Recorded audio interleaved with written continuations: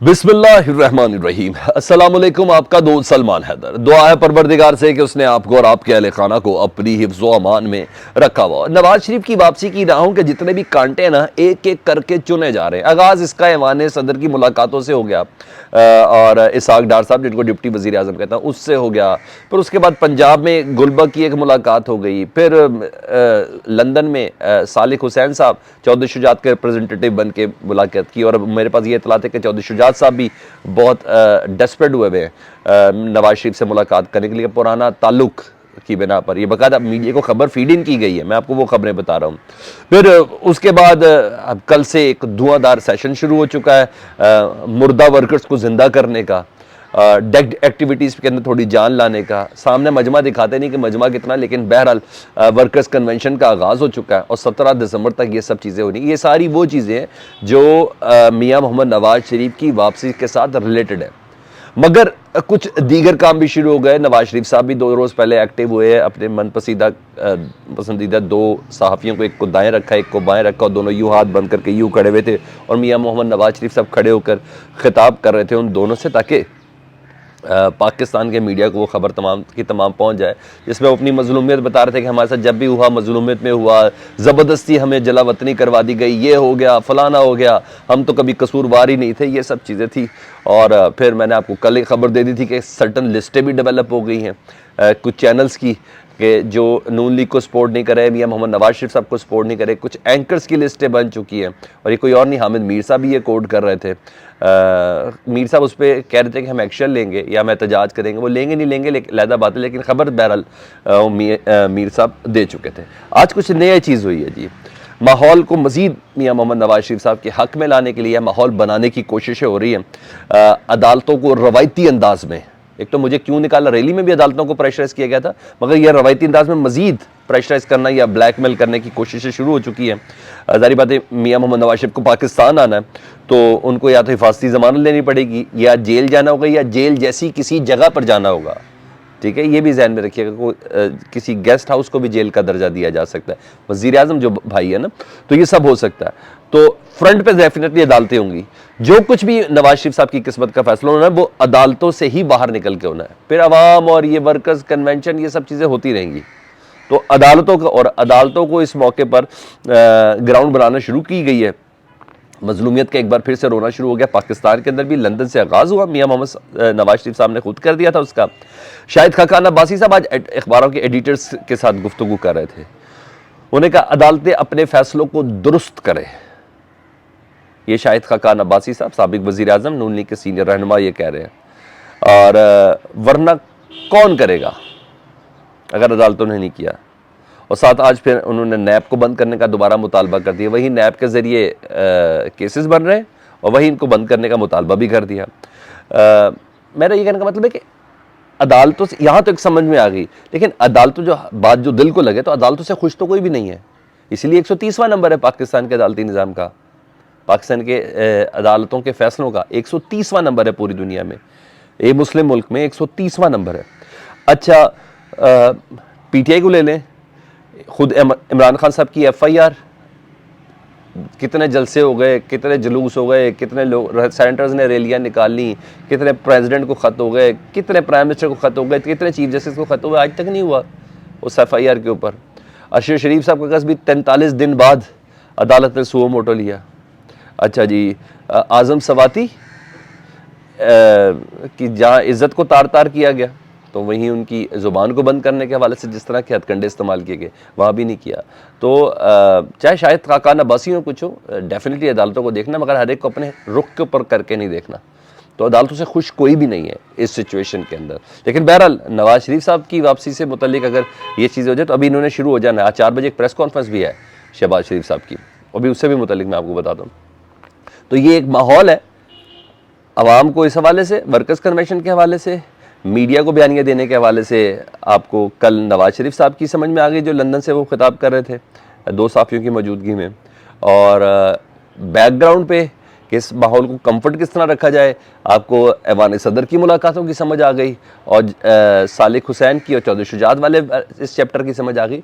तो ये सारी चीज़ें सिर्फ और सिर्फ, क्योंकि तमाम एनोराज हो चुके हैं, अब सिर्फ एक बचा है और वो एनआरओ है मियां मोहम्मद नवाज शरीफ साहब की नाअहली ख़त्म करने का, उनको दोबारा से इलेक्शन के अंदर अहल करने का। तो इस ग्राउंड के ऊपर काम हो रहा है जी। अच्छा जी, कल इमरान खान साहब ने ना 5 बजे पब्लिक से खिताब किया था जी, वीडियो लिंक के ज़रिए। उस खिताब के मुख्तलिफ मुद्दात थे, लेकिन उसके नतीजे आज आए, जिसमें चीफ इलेक्शन कमिश्नर पर उन्होंने तनकीद की थी, उनके किरदार पर तनकीद की थी। इस तमाम मामलात के अंदर, सियासी मंजरनामे के अंदर न सिर्फ उनके किरदार पर तनकीद की गई थी, बल्कि उनके फैसलों के ऊपर भी उन्होंने काफ़ी ज़्यादा तनकीद की थी। ये इससे पहले भी करते रहे, और एक अदद केस भी इलेक्शन कमीशन के अंदर बना हुआ, इमरान खान साहब, शाह महमूद कुरैशी, असद उमर के ऊपर ना, फवाद चौधरी के ऊपर कि भी इलेक्शन कमीशन के ऊपर, कमिश्नर के ऊपर बहुत ज़्यादा तनकीद करते हैं वो। मगर अब पता नहीं हालात कैसे हो गए, तेज़ी बहुत आ गई है। यानी मैं यूँ कह लूँ कि इलेक्शन कमिश्नर ने अपने दांत तेज़ कर लिए हैं। बाकायदा तौर पर मीडिया को खबर फीड की गई है जी, इलेक्शन कमीशन के ज़राए के हवाले से, ज़रा वो सुन लें कि चीफ इलेक्शन कमिश्नर ने बाकायदा नोटिस ले लिया है कल इमरान खान साहब के उस खिताब का, जिसमें चीफ इलेक्शन कमिश्नर पर तनकीद की गई, उनके फैसलों पर तनकीद की गई, पैमरा से बाकायदा तौर पर ट्रांसक्रिप्ट मंगवा ली गई है, ठीक है, और कार्रवाई का बाकायदा फैसला कर लिया गया है। ये खबर मीडिया के नुमाइंदों को फीड इन की गई है कि आप फट्टों की शक्ल में स्क्रीन पर चला दें, और वो चलना शुरू भी हो गई जिस वक्त मैं आपसे बात कर रहा हूँ। अच्छा जी, और ये भी बताया गया कि हमारा इस्तेहकाक कौन सा है, वो है आर्टिकल आइन का 204 इलेक्शन कमीशन का, वो उसके तहत कार्रवाई करने का अहल है। और कल 13 दिसंबर के इमरान खान साहब के ऊपर 5 केसेस थे इलेक्शन कमीशन के अंदर। एक उनका केस था पार्टी चेयरमैनशिप से हटाने का उनका, ठीक है जी, और एक उनका केस था इलेक्शन गोशवारों का। ये दोनों नाअहलियत के वजह से कि उन्होंने जो ज़िमनी इंतखाब हुए थे ना, 7 हल्कों के अंदर लड़े थे, उसमें सिवाय एक हल्के के बाकी हल्कों के अंदर अपने गोशवारे जमा नहीं कराए, और गोशवारे से मुराद इलेक्शन कैंपेन में कितने खर्च हुआ वो नहीं जमा करवाया। और इन तमाम के तमाम को ना 13 तारीख से डीलिस्ट कर दिया गया, कह रहे पैनल पूरा नहीं है, और 20 दिसंबर को दोबारा समाअत होगी। तो धारें तेज़ हो रही हैं जी इलेक्शन कमीशन की, क्योंकि माहौल जब नवाज शरीफ साहब की वापसी का बनना है तो उसको बेहतरीन सूट ये करता है कि इमरान खान साहब नाअहल हों अगले इलेक्शन के लिए। अगर नवाज शरीफ साहब को अहल करना है इलेक्शन लड़ने के लिए, तो इमरान खान को नाअहल करना बहुत ज़रूरी है, जिसका अंदेशा और ख़दशा इमरान खान साहब सोर्सेज के ज़रिए भी, प्रेस मीडिया कॉन्फ्रेंसिस के ज़रिए भी, ये तमाम वो कर चुके हैं, ठीक है। ये है सारा वो प्लान। दूसरा, आज सुबह सुबह एक और काम भी हुआ, अर्ली इलेक्शन के बारे से जो पीटीआई इतनी आवाज़ बुलंद कर रही है, उसका सिर्फ ये मतलब नहीं कि रजीम चेंज हो गया तो इस वजह से, बहुत से तरीक़ों से जहाँ पीटीआई की हुकूमत है उन्हें वहाँ परेशान किया जा रहा है। और ये आज से नहीं, पहले भी ऐसा हुआ है। एनएफसी के अंदर चीज़ें बहुत ज़्यादा हो गई, गंदम की तकसीम के हवाले से, चीनी के हवाले से, और फिर आज की जो प्रेस कॉन्फ्रेंस थी उसमें गिलगित बल्तिस्तान के वज़ीर आला थे, खैबर पख्तूनख्वा के वज़ीर आला थे, पंजाब के वज़ीर ख़जाना थे, यानी तीनों सूबों के रिप्रेजेंटेटिव उधर मौजूद थे जी। उन्होंने कहा वफाक हमें फ़ंड जारी नहीं कर रहा जो हमारे हिस्से के हैं, हमें हकूक़ नहीं दी जा रहे। ये तो महमूद खान ने कहा। उन्होंने कहा अगर हमें हकूक़ नहीं देंगे तो हम पार्लियामेंट हाउस के सामने धरना देंगे, ठीक है, और वरना छीन ही लेंगे। यहाँ तक भी बात हुई। और आप गैप चेक कर रहे हैं वफाक और सूबों के दरमियान क्या है। उन्होंने कहा तनख्वाहें तक देने के पैसे नहीं है हमारे पास। इट्स अ बिग स्टेटमेंट, तनख्वाहें तक देने के पैसे नहीं हैं। और मतलब ये कि सूबों को प्रेशराइज किया जा रहा है वफाक की तरफ से, ताकि कोई अपनी बातें मनवाई जा सकें या कुछ भी किया जा सके। क्योंकि ये पहले भी है ना, पहले भी एनएफसी के पैसे रिलीज़ नहीं होते थे टाइम पे। अभी आपको पता है गंदम का बड़ा मामला है, और एक्सपोर्ट का बड़ा मामला है इस हवाले से कि कहाँ जा रही है, कहाँ नहीं जा रही है।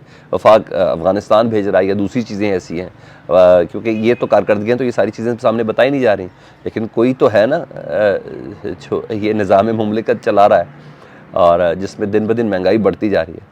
तो ये सर्टन रिजर्वेशन ये कुछ छोटी नहीं है, और अगर ये तीनों सूबे ही आके धरना दे देंगे तो हुकूमत की मुश्किलात में बड़ा इजाफा होगा। तो मुझे ऐसा लग रहा है कि इलेक्शन के मुतालबात की ना अब ज़रा चीज़ें पीटीआई इसको दीगर तरीक़ों से भी लेके सामने आ रही है कि सर ये नहीं कि हमारी हुकूमत ख़त्म कर दी गई है। मुल्क की माशी सूरत हाल तो उन्होंने बता दी, इमरान खान साहब कल भी बता चुके कि जी हम लोग बिल्कुल दिवालिया की तरफ जा रहे हैं।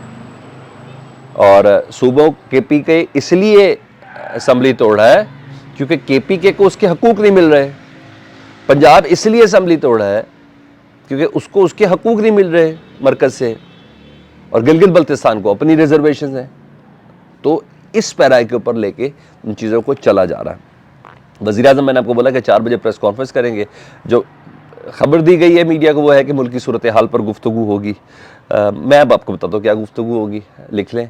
फातिहाना प्रेस कॉन्फ्रेंस होगी जी, डेली मेल के हवाले से, और कारकर्दगी तो डेफिनेटली कोई है नहीं तो बताई क्या जाएगी। मईशत पर कोई बात नहीं करनी उन्होंने, अच्छा जी, महंगाई पर कोई बात नहीं करनी उन्होंने, गैस की कमियाबी पे कोई बात नहीं करनी उन्होंने, और इस तरह की कोई चीज़ बात नहीं होगी। और उम्मीद है कि सलमान शहबाज के ऊपर भी कोई बात नहीं करेंगे, तो मगर आज 4 बजे वो प्रेस कॉन्फ्रेंस करेंगे, देखते हैं वज़ीर आज़म क्या बात करते हैं। लेकिन मुझे इस चीज़ का यकीन है कि मौजूदा मामला मईशत का है, उस पर इन्होंने कोई बात नहीं करनी। अच्छा जी, अब आ जाओ जी आज़म सवाती वाले मामले के ऊपर। तो आज़म सवाती का मामला जिस सूबे में जा रहा है उनके गले पड़ता जा रहा है, उस सूबे की पुलिस के ऊपर गले पड़ता जा रहा है। पहले FIA के गले पड़ा, उन्होंने कहा नहीं हमारा काम नहीं है, इस्लामाबाद पुलिस को दे दिया। इस्लामाबाद पुलिस को पड़ा, लो जी अदालत ने ख्वार और जलील करके छोड़ दिया इस्लामाबाद पुलिस को। फिर वहाँ से इनको बाकायदा पूरे प्लान के साथ बलूचिस्तान ले गए।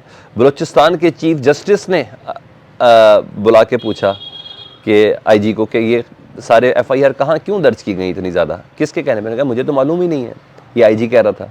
तो पुलिस बहुत जलीलो ख्वार, फिर तमाम ये पर्चे ख़त्म हुए, तमाम बर्खास्त हुए। तो फिर उसी वक्त फिलफौर आज़म सवाती को बंदोबस्त किया गया। सिंध पुलिस आई, सिंध पुलिस आके सिंध के 13 पर्चों के अंदर ले गई। तो अब सिंध में भी ये जलीलो ख्वार ही हो रहे हैं। बेटे उस्मान सवाती हैं जिन्होंने बलूचिस्तान में दरख्वास्त दी थी, बलूचिस्तान हाई कोर्ट में, उन्हें सिंध हाई कोर्ट में भी दी थी दरख्वास्त केसेस के खिलाफ कि मेरे बाप के खिलाफ केसेस को ख़त्म किया जाए, और ये एक के बाद एक गिरफ्तारी डाल के मेरे बाप को मज़ीद टॉर्चर कर रहे हैं। तो अदालत ने आज IG को बुलाया और इतनी सर्जनिश की कि IG साहब ही अदालत से लड़ पड़े, के आगा साहब हैं, जस्टिस के आगा साहब, उन्हीं से लड़ पड़े और मज़ीद मुकदमात बनाने से अदालत ने मना कर दिया जी। और तमाम FIRs को तलब किया गया, मज़ीद किसी केस में गिरफ्तारी से रोक दिया अदालत ने। और तल कलामी का आलम यह था कि उन्होंने कहा कुछ दिन दे दें जमा कराने के लिए FIRs के रिकॉर्ड। उन्होंने कहा नहीं, 1 दिन दे रहा हूँ, कल तक जमा करा दें। और 15 दिसंबर को इस केस की समाअत होगी, परसों इस केस की समाअत होगी। और इतनी ज़्यादा सर्जनिश हुई क्योंकि जवाब नहीं है ना कि किसके कहने पे FIR दर्ज हो रही है। क्या बोलेगा IG, क्या जवाब देगा? तो बलूचिस्तान के IG से मुख्तलिफ जवाब देंगे। क्या करेगी सिंध हाई कोर्ट फैसला? क्या बलूचिस्तान के चीफ जस्टिस से हट के सवाल जवाब देंगी या इस मुकदमे को फैसला होगा? तो 15 तारीख को ये जो सिंध की हद तक जो है ना आज़म सवाती की मुश्किलें ख़त्म होने वाली है। और IG ने यहाँ तक कहा है कि हम अदालत की इज़्ज़त करते हैं तो अदालत हमारी इज़्ज़त करे।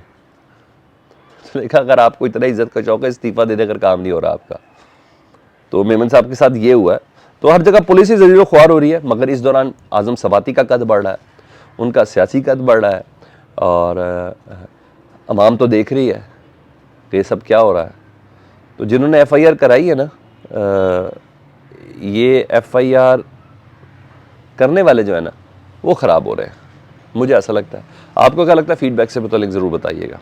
अपना बहुत ज़्यादा ख्याल रखें। चैनल देख रहे तो चैनल सब्सक्राइब कर दें। अल्लाहुम्मा सल्ली अला मुहम्मद व आले मुहम्मद।